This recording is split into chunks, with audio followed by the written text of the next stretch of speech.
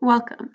This video will guide you on how to use Path's Excel-based cervical precancer treatment planning tool, including how to input data and view results at the national level.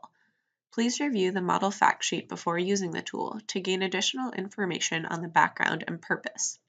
The fact sheet can be found on the Path RHO Cervical Cancer and Path Market Dynamics websites, both of which are linked at the end of this video. When you first open the tool, you will see the Introduction and Overview sheet, which is the first sheet of 7 within the model. On this sheet, you will see background information about the model. Next, there is information about data requirements and inputs that will be needed.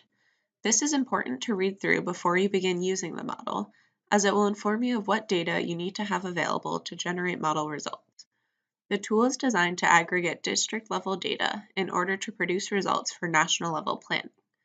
The model includes pre-populated baseline data for 9 countries in sub-Saharan Africa, but there will also be instructions later on how to enter data for a different low or middle income country that does not have pre-populated information. Scrolling down a bit, there is a description of what each sheet in the model is used for, which I will review as we go through the tool.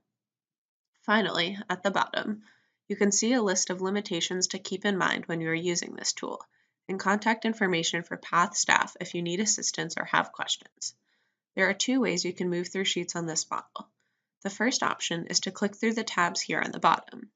The second option is to use the yellow links in the header of each tab, which I will do now to move us forward to the Model Flow and Scenarios sheet.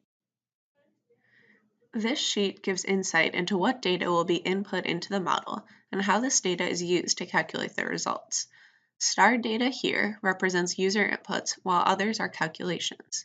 As you can see, there's a split in the model between HIV positive and HIV negative women, or women of an unknown HIV status, as studies have shown that HIV positive women are more likely to screen positive for cervical precancer than HIV negative women.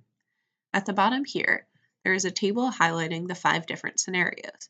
These scenarios vary what types of health facilities treatment equipment could be located in order to examine different potential strategies for equipment deployment. It is important to review and understand these scenarios carefully before using the model. Now we will move into how to use the model to generate results. The User Inputs and Sources tab has inputs for all of the data that will control the calculations and results, as well as the source for each model input. The instructions are written out here at the top, so read these carefully, but I will walk you through the process now.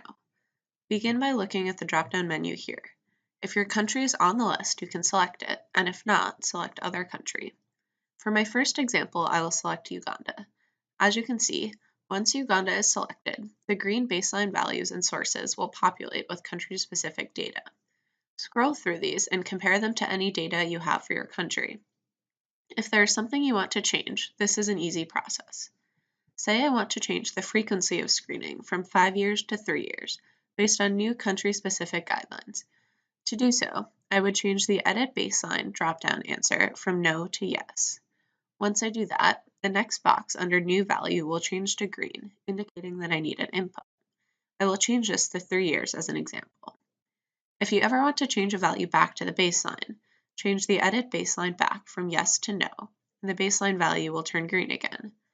As a helpful visual reminder, only data from green cells will be pulled into the model in the end. For my second example, I will go through a country not on the drop-down list. If your country is not on this list, select Other Country from the drop-down, and then click on the box here that says Enter Data for New Country, which will take you to a new optional sheet. This Other Country District Data sheet allows the model to be customized to many more low and middle income countries. To begin, select your country from the drop-down list here. For this example, I will select Burkina Faso.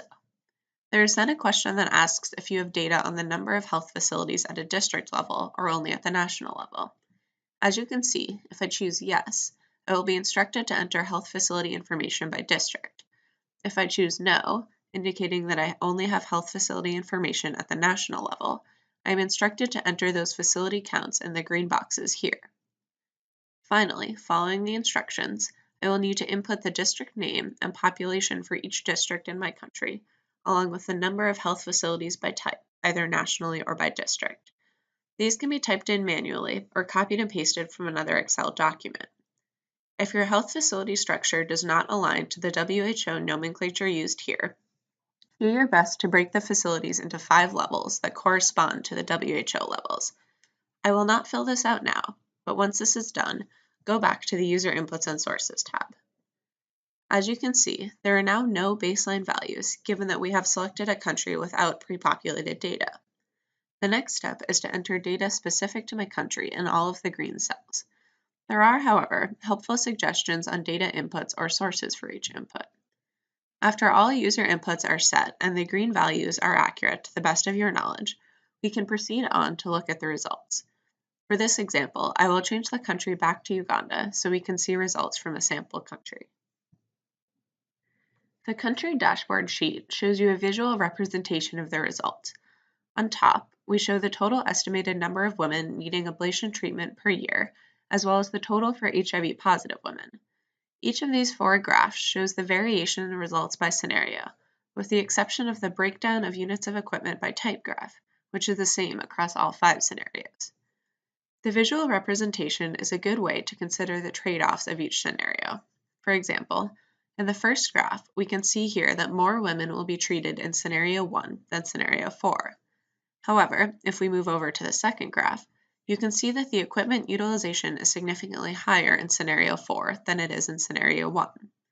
Additionally, in the bottom right graph, you can see the significantly higher costs associated with scenario 1 as compared to all other scenarios. Moving over to the country data table sheet, this shows similar information in the form of tables. If you want to look at exact numbers, say to input costs into a budget or see the total number of devices needed, this is the best place to get that data. One final sheet that has been included as optional is the cost of gas for gas cryotherapy equipment. This sheet allows you to input the cost per tank of gas and the number of gas cryotherapy treatments conducted per tank, and it will calculate the approximate cost of gas per woman treated, along with the annual cost and 5-year cost of gas for the 5 different scenarios. You are now able to use PATH's Cervical Precancer Treatment Planning Tool Excel model. For more information on the model, or if you have any questions, please refer to other resources or contact the PATH team.